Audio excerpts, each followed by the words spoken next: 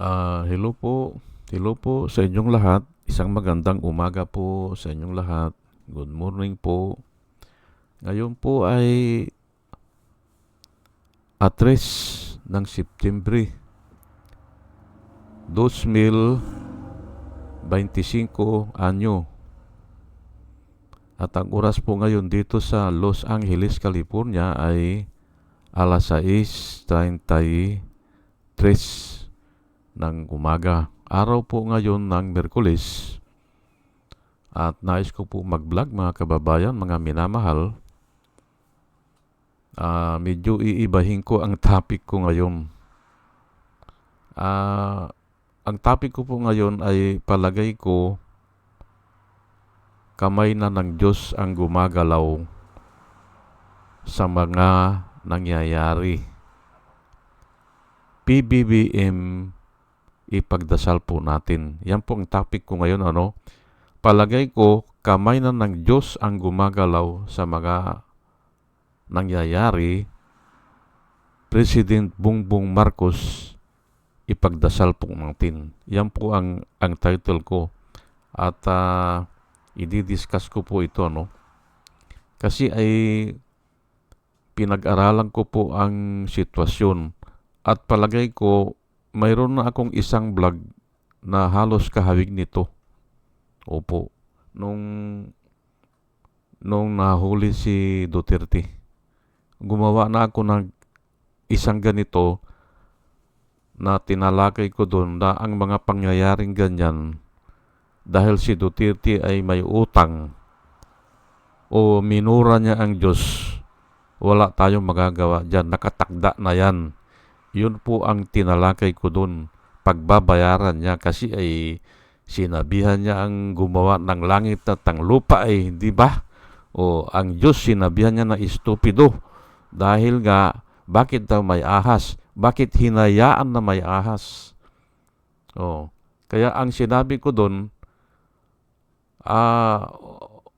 walang magagawa si Bongbong dyan kung itinakda na ng Diyos yan. Yun ang sinasabi ko doon. Opo. Ngayon, itong mga vloggers niya, magaling mag-spin. Ini-spin nila, ay hindi naman Diyos yun Yung tinatalakay niya doon, ibang Diyos yun, sabi nila Bakit magiging ibang Diyos yun? Ang tinatalakay doon ay creation. Ang tinatalakay po doon ay gumawa ng langit at ng lupa. Bakit hinayaan niya na may ahas kung alam niya na makakasira ng creation niya? Yun ang sinabi Ang linaw naman Pero nga itong mga DDS, aywan ko kung saan galing yan, kung China o parang sa bagay hindi naman sila lumalaban na mag-debate. Hindi pag alam nila na yung paliwanag mo ay medyo malalim, sir, sabi nila respetuhan na lang tayo, sir. Ganun na lang sila Nirirespeto ko ang opinion mo, respetuhin mo rin ang opinion ko. Ganun na lang sila Ay ang sagot ko naman ay ganun ba kako? Ay nasayang lang pala kako ang panahon ko sa'yo. Akala ko kako mayroon kang magandang panukala o mayroon kang magandang rason o reason, hindi ba? Ay wala pala Wala ka palang pinaglalabang kako Opinion mo lang yan ay lahat naman ng tao ginagalang ko kakong opinion Lahat ng tao kako ginagalang ko. Pero kung hindi niya maipaliwanag ay parang nanluluko lang hindi ba? Ngayon, ito po ang tatalakayin ko ngayon Palagay ko sagad na ang pagtitiis ng tao tungkol sa korupsyon. Ayan po sumagad na, umiiyak na kasi ang mga tao Walang humpay na korupsyon. Noon kasi po, nung maalala nyo, nung nabilanggo yan si Enrile o nakasuhan yan si Bong Revilla at saka si Jinggoy Estrada, ang mga Countryside Development Fund ng mga senador, nasa 200,000 lang yan eh. Isang taon siguro yun. Isang taon.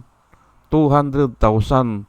Ay ito po kay Joel Villanueva 12 billion po eh.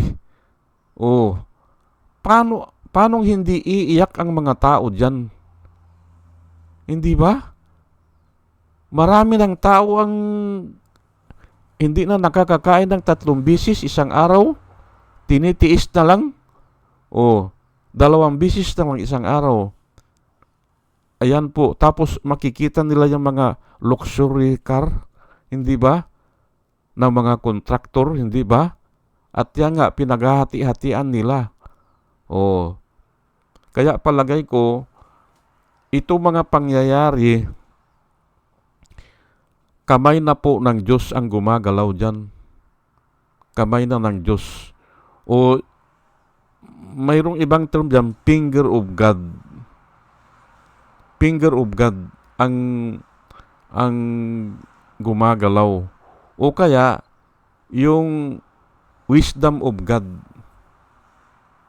Ganun po yan. Hand of God o finger of God o wisdom of God o counsel of God. Yan po ang mga nakasulat sa Biblia. Mayroon kasi plano ang mga tao eh. Mayroon silang panukala, mayroon silang mga gustong gawin, pinapabayaan lang po ng Diyos yan. Opo. Pero sa bandang huli, kung sobra na, kung umiiyak na yung mga tao, ay gagawa na ng paraan ang Panginoon. At hindi na makukontrol po yan ng yung plano ng tao. Hindi na niya kayang kontrolin yan kasi nga act of God na po yan eh. Oh, Diyos na ang gumagalaw dyan eh. Ngayon ay kung naniniwala kayo na ang Diyos ang pinakamakapangyarihan sa lahat, wala nang iba eh. Ang Diyos lang po ang pinakamakapangyarihan sa lahat. Maniniwala kayo na mangyayari yan. At isa nga pong example, kaya sinabi ko na act of God yan, nung tinanong ni Bato de la Rosa, yun si Sara Diskaya, tinanong niya, kailan ba kayo nag-umpisa ng kontrata sa DPWH? Yung hindi na yung local. Nag-umpisa kasi sila, nangungontrata lang sila sa local dyan sa Pasig. Kasi kamag-anak pala ni Sara Diskaya, yung dating mayor dyan, yung si Eusebio. Doon sila nangungontrata. Ngayon, nung 2016, ang sagot ni Sara Diskaya, 2016 po, yun ang sagot niya kay Bato de la Rosa na tinanong siya, kailan kayo nag-umpisa? Di parang binuhusan po ng malamig na tubig, hindi ba? Ng yelo, hindi ba? Parang binuhusan ng yelo si huminto eh. Si Bato de la Rosa eh. Nung sinabi na 2016 ay po yan eh. Diyan na nag-umpisa po ang korupsyon with impunity na po eh. Ang una nilang ginawa dyan, binilanggo yung mga Nung 2016, binilanggo yung mga kalaban nila eh.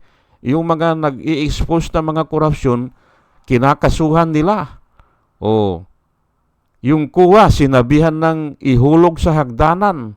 Kaya ganyan po eh. With impunity. Yes, yes, yes. Sabi pa ni Amy eh. Nung narinig niya na ihuhulog yung kuwa sa hagdanan, yes, yes, yes, sabi niya eh. Ni Amy Marcos. Nasa YouTube po yan. Panoorin nyo. Kaya nagkaroon ng impunity. Wala nang batas eh.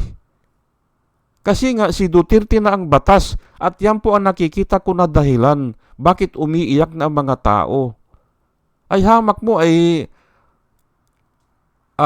yung involved na pira noong kila Jinggoy ay 125,000 lang o 125 million, ganun, o 175 million, ganun lang. Ay ikumpara mo ito, bilyon po ito. Ay ako nga kahit na engineer ako hindi ko na rin makuha niyang 1 bilyon eh. Kahit na ang engineering, ang pinag-aaralan namin ay mga numbers. Pero hindi ko na maisip. Kung ano yan, yang 1 bilyon. Ang alam ko lang 1,000 na 1,000,000. Yan, maintindihan ko kasi yung milyon naintindihan ko yan eh. 1,000 na 1,000,000. Yun. Ay hindi lang 1 bilyon eh. 12 billion ang nakakarga kay Joel Villanueva na nagpapanggap, hindi ba? Mapagpanggap. Impostor, hindi ba? Na kunyari sila ay sibak, hindi ba? Citizen, ano ba yun? Battle against corruption daw sila. Ay bakit ganyan ang nangyayari, hindi ba? Lingkod pa daw sila ng Diyos. Nangangaral sila ng salita ng Diyos. Kaya nga wala na pong mangyayari sa Pilipinas kung hindi gagalaw ang kamay ng Panginoon. Ayan po ang nakikita ko dyan. At malamang ito si Bongbong Marcos hindi kasama dyan. Hindi kasama dyan sa mga korupsyon na yan. Bakit ha? Ipapaliwanag ko lang po ha. Nag-umpisa nung 2016. Umalis si Duterte 2022. Ngayon, yung naiwan niya, malakas ang loob. Bakit? Kapartido nila si Marcos eh. Ganun po ang nangyari dyan. Yung 1 year at saka 2 years ni Bongbong ay pinaburan. Hindi ba? At yung nga, naikwento ko sa inyo kahapon, may nabasa kasi ako na isang vlogger noon, sabi niya, dito lang kanya sa Central Luzon, yung nakukuha ng mga tauhan ni Duterte dito sa mga waiting, mga illegal gambling, lahat na yan, mga pugo, ay 500 million isang buwan. Sinong kumukuha? Yung mga bataan ni Duterte. Ay paanong papayag yung mga bataan naman ni Marcos dyan? Hindi sila ng presidente, hindi ba? Ayan na. Diyan na nagsimula daw talaga. Doon sa mga nakukuha nilang pira. Parang mayor yan eh. Hindi ba yung mayor pag sa waiting ay siya ang kumukuha. Yung mga bataan niya. Pero pag wala na siya, hindi na siya kukuha. Ganun lang po yan eh. Pero doon nga ang nangyari. Kaya nag-away-away po yan eh. Ako, naniniwala ako doon. Region 3 lang yun. Bulacan, Pampanga, Bataan, Zambales, Tarlac, Nueva Ecija. Ayan po. Region 3. Hindi ba? Ay sila ang kumukubra ng mga yung mga illegal, hindi ba? Mga tauhan ni Duterte. Ay aangal nga yung mga tauhan naman ni Bongbong Marcos eh. Bakit sila ang kumukuha? Ayan po, hanggang ngayon dito at makikita natin sa mga project ng DPWH. Ang nakakakuha ng mga insertion ay mas marami yung mga tauhan yung dati ay kabig ni Duterte. Katulad niya ni Joel Villanueva, hindi ba? Kaya ganun na lamang hindi ba? Ang pagtatanggol niya dumidilat pa hindi ba? Dila boy. Ang tawag diyan Kasi nga dumidila pa. Ay nahuli siya ng camera, hindi ba? Ay hindi niya maitanggi yan. Kasi dyan po sa likod o dyan sa side, marami pong nanonood dyan na mga media people o kaya ay visitor. 3 lihira ata yan eh, yung bangko dyan eh. 3 lihira yan. Ay siguro yung ibang mga cellphone ay nakatutok sa kanya, kaya nakunan siya. Ito po umiiyak na ang mga tao. Hindi na kaya ng mga tao, katulad ng nangyari sa Indonesia. Hindi ba? Yung Indonesia ngayon under fire na. Baka mapatalsik na yung ministro ata nila yan o ano yan. Wala na, hindi na makontrol po ng pulis eh. Hindi na, kasi nga may namatay na isang taxi cab driver. Nasa kasaan ata ng pulis. Aywan ko kung may anong pinanggalingan nun, pero namatay. Doon na nagwilga ang mga tao. Pero mayroon na rin silang dating grievances. May mga complaint na rin sila. Mga corruption din. Hindi ba? May nabasa ako yung sahod daw ng ordinary na tao dyan sa Indonesia. Yung sahod ng ordinary people, 40 times yun ang sahod ng congressman nila. Ay grabe po, hindi ba? Grabe po 40 times. Ayan na nga ang nangyayari ngayon dito sa atin.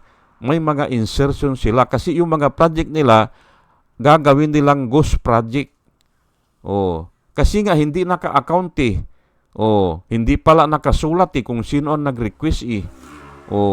Pero alam yan kasi nga kung bubulat-latin yan, kung iimbestigahan yan, malalaman yan. At dapat doon mag-umpisa. At dapat kasi ito nangyayari dyan sa Senado, wala namang kwenta eh. Pati doon sa lower house, kasi tumanggi sila na imbitahin si Ko. Yung dating humahawak ng budget ay dito, at saka si Po ay ayaw nilang imbitahin. Ganito rin sa Senado, ang tinatanong lang nila ay mga kontraktor tsaka yung mga district engineer. Ay wala yan Dapat, ang tanong ko nga kahapon, maniwala ako dito sa Senado kung kaya nilang imbestigahan si Escudero at saka si Joel Villanueva at saka si Bungo at saka si Mark Villar. Kasi sila ang mga involved po dyan dyan sa korupsyon. Pero kung hindi nila imbestigahan yan, yung aatin doon na hindi senador, pero as a resource speaker, ganun dapat. Pero kung hindi nila gagawin yan, at palagay ko hindi naman mangyayari paano nilang iimbestigahan ang kanilang sarili? Di ba? Ngayon po ay isa pong reason kaya ko sinasabi na finger of God na yan, dahil po sa Biblia po may record. Opo. Basahin nyo po yung Habakuk. Basahin nyo. Na kung saan yung propeta Habakuk ay tinatanong niya ang Panginoon. Tinatanong niya kasi Panginoon, sabi niya At isasummarize ko na lang po pero hindi ganito ang pagkasabi, pero parang ganito ang pagkasabi ni Habakuk. Panginoon, anong ginagawa mo dyan? Sabi niya Parang ganito pero isasummarize na natin Akala ko ba ikaw ang pinakamakapangyarihan sa lahat? Bakit wala kang ginagawa? Ang dami ng korupsyon. Gumaganda na ang mga buhay nila. Anong ginagawa mo dyan? Sinabi po yan ni Habakuk. Yung first chapter, second chapter. Parang ganun. Pero hindi ganun ang pagkasabi. Bawal naman na ganun ang sabihin Pero isasummarize ko lang. Ang mga tao po ay wala nang makain, naghihikahos na dahil dito sa korupsyon. Ang mga pira na andyan lang sa mga leaders. Anong ginagawa mo, Panginoon? Hindi ka ba naaawa sa amin? Sabi ni Habakuk, ay hindi siya sinasagot ng Panginoon, ay inuulit-ulit niya ganun. Inuulit-ulit niya. nung sumagot ang Panginoon sa kanya, ang sabi ng Panginoon ay, sino kanyang nagsabi sa iyo na wala akong ginagawa? Sabi ng Panginoon, may ginagawa ako. Sabi ng Panginoon sa kanya, ayan yung mga Babylonians, pinapalakas ko na, sabi niya, mga Babylonians, at lulusubing kayo at puputulang kayo ng mga dila, ng ilong at mga tainga. Puputulang kayo, pati liig. Puputulang kayo. Ay simple, pag sinabi po ng Panginoon na ganun, ay mangyayari po yan eh. Ang sabi ni Habakuk, ay tika muna Panginoon. Sabi niya, tika muna, kasi puputulan sila ng dila eh. Hindi ba? Lahat sila, puputulan ng dila. Ayan nga ang nangyari. Pero ang sabi ni Habakuk ay Panginoon na mahabagin. Sabi niya, doon nag-umpisa yan yung tinawag ang Panginoon na merciful, ay Panginoon na mahabagin kanya, ay wag naman po, sabi niya. Hindi, sabi ng Panginoon. Mangyayari yan kasi nga sobra na ang korupsyon. At yun na nga nangyari. Nilusob sila ng mga Babylonians. Ay yung kabayo ng mga Babylonians dinescribe sa Biblia simbilis ng agila Paano nilang lalabanan yan? Ang mga kabayo ng mga Babylonians simbilis ng agila. At wala lang litis-litis. Wala. Pag nahuli ka, putulang ka na ng dila. At ang inuuna, yung mga nagpropropesay na mali, yun ang inuna nilang pinutulan ng dila. Mga abogado. Yun ang una nilang pinarusahan ng mga Babylonians kasi nga ay ang mga abogado, piluso po yan Piluso po yan Dadaanin ka sa batas parang ganun kay Panilo ay tika muna bawal yan sa batas, sabi ni Panilo. Nilitsural lang si Trillanes doon sa harapan ng bangko, hindi ba? Nangako siya na magdadala ng waiver. Pagdating doon sa bangko ay sinirmo na lang si Trillanes, hindi ba? Doon sa Julia Vargas Street yan Metro Bank ata yan? O BPI Bank? Ganun lang po. Ngayon, ito nakikita ko dito na parang ang kamay ng Diyos ang gumagalaw na. At inuulit ko palagay ko walang kinalaman dito si Bongbong Marcos sa korupsyon. Wala. Kaya nga nagkagalit sila Nagkagalit na yan Habak mo, sasabihin ni Sara na papatayin niya, hindi ba? Bakit niya papatayin? Bakit niya papatayin si Marcos? Uubusin niya. Bakit niya papatayin? Kasi nga, sinabi niya, na andyan naman sa mga statement niya na hindi siya maging presidente kung hindi sa kanya. O kung hindi dahil kay Sara, hindi maging presidente si Marcos. Sinabi niya, bakit? Alam nila yan. Ngayon, ay dahil doon, ay siguro, hindi na pumapayag yung mga alipuris ni Marcos. Ayaw nang pumayag. Na, tika muna, ay presidente si Marcos. Tapos, ang nakikinabang ay mga Duterte, ay hindi nila papayagan yan. Kaya ganyan na nangyari. Nag-away na at umabot na nga dyan sa papatayin, hindi ba? Doon lang hindi ba? Doon lang hindi na kontrolado po ng mga tao yan. Hindi na kontrolado yung mga nangyayari. Kung minsan kasi nakakapagsalita ang tao na hindi natin alam na sinasabi natin yun. Opo, totoo po yan. Nakakagawa ang tao na hindi natin alam bakit ganun? Bakit ganun ang desisyon ko? Ito po ang Bible verse at kulang na po tayo sa oras Proverbs 16 verse 9. The heart of man plans his way, but the Lord establish his steps. Ayan po marami kasing plano ang tao marami. Pero okay, pinapaboran yan, hindi ba? Sige, bili sila ng mga luxury car. O sige, mag-insert sila ng mga budget yan. Pero may hangganan po yan But the Lord establish his steps. Ayan po. Ito po ay mga kwan ito yung mga tao na makadiyos ang kwan dito The heart of man plans his way, but the Lord establish his steps. Yung mga tao ng Diyos po ito. Pero yung mga tao ng demonyo, hinahayaan na lang po yan. Hinahayaan na Ngayon ay Psalms 37 verse 23, the steps of a good man are ordered by the Lord. Ito po ang gustong-gusto kong verse.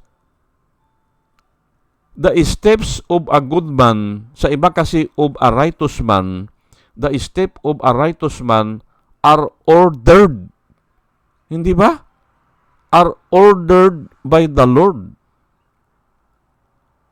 O kung ayaw mong order, ay pwede mong sabihin na nanggaling sa Panginoon yung steps niya. Order or promulgated by God. Siya ang nagpanukala. Hindi ba? Ayan And He delights, yung Diyos daw ay natutuwa sa kanyang mga gawa o yung mga ginagawa niya. And He delights or God delights in His ways. Ayan po hindi ba? Pero ang tandaan nyo, the steps of a good man are ordered by God. Kung minsan kahit na hindi good man yan, kasi ang Diyos ang pinakamakapangyarihan pwede niyang kunin yung isang tao katulad ni Enrile noon. Si Enrile ay tauhan ni Marcos partner in yan yung sa paggawa ng martial law Pero bakit bumaliktad? Sino ang naglagay sa kanyang kalooban para bumaliktad? Ayan po ang intindihin nyo, hindi ba? The steps of a good man are ordered by God. Ayan po At kahit na hindi pa niya ang ibig kong sabihin, hindi righteous yung tao, gagawin niyang righteous yan sa pagkakataon na ito. Ganyan po yan. Ngayon ay Proverbs 19 verse 21, there are many plans in a man's heart. Nevertheless, the Lord's counsel that will stand. Ayan po, maraming ang maraming panukala yan Yan sila Escudero, si Joel Villanueva, pero ang Panginoon ang masusunod yan. May hangganan yan. Yun po ang nilalakad ko dito. Isaiah 46:10, declaring the end from the beginning. Alam na po ng Diyos yan Alam na From the beginning to the end, alam na yan. Alam na po yan. Ngayon, and from ancient times, things that are not yet done. Kahit na ngayong hindi pa nagawa alam na po ng Panginoon yan Saying, my counsel shall stand, and I will do all my pleasure. Sa pleasure po ng Panginoon. Ayan po ay gagawin niya kung ano ang gusto niya o kung ano yung panukala niya. Yung counsel, hindi ba? Kaya nga ako, nakikita ko ngayon ito ay kamay na po ng Panginoon ang gumagalaw dyan. Hindi na kontrolado ng isang tao. Iniisip nila na kontrolado pa nila yan, pero hindi na. Hindi na at hinihiling ko po sa inyo na dito sa mga oras na ito, ngayon lang ako magre-request na ipanalangin natin si Bongbong Marcos na yung mga desisyon niya ay manggagaling sa Diyos. Ayan po. Ito ang dapat na gamitin na nakasulat sa Biblia na ipanalangin natin ang ating mga leaders. Ayan po. Hindi ako gumagamit ng ganyan at nilalabanan ko pa nga yung mga DDS noon eh. Nilalabanan ko eh. Huwag kung gagamit ng ganyan. Do not use the word of God or the name of God in vain. Ipapanalangin mo yung isang kurap, hindi ba?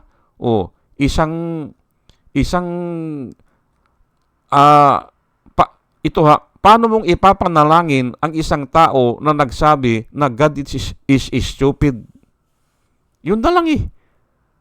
Hindi ko ipapanalangin yan. Pero sa gantong pagkakataon na iyon na nga, hindi na natin alam ang mangyayari dyan eh. Baka maging Indonesia na rin tayo eh. Marami na akong nakikita na nagbablog na ayaw man nila yung nangyayari dyan sa Indonesia ay gusto na rin nila na mangyari na lusubin na ang mga bahay nitong mga congressman na ito, itong mga contractor na ito. Lusubin na at sunugin na yung mga kutsi. Yun ang ang mga tao po talaga kung desperado na wala na talaga eh. Kuminsan wala na sa tamang pag-iisip. Pero yung iba naman ay lalo na ang mga pulis. Ang mga pulis ayaw niyan. Kasi nga delikado ang buhay nila diyan eh. Kung milyon na yung nasa kalsada, ay iilan lang sila. 200,000 lang pala sila yan. Paano nila lalabanan yan?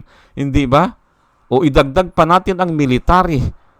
Ano magagawa ng military kung ang dami ng tao talaga? Hindi ba? Ayan po kaya nga ipanalangin na lang natin na sana ay tayo ay tulungan ng Panginoon sa ganitong sitwasyon. Sige po at hanggang dito na lang po at dalahin ko po sa Panginoon na may napupulot po tayo ng wisdom na nanggagaling sa Kanya. At muli mga kababayan, mga minamahal, isang magandang umaga po sa inyong lahat at salamat po sa inyong pakikinig. Salamat po ng marami. Salamat po.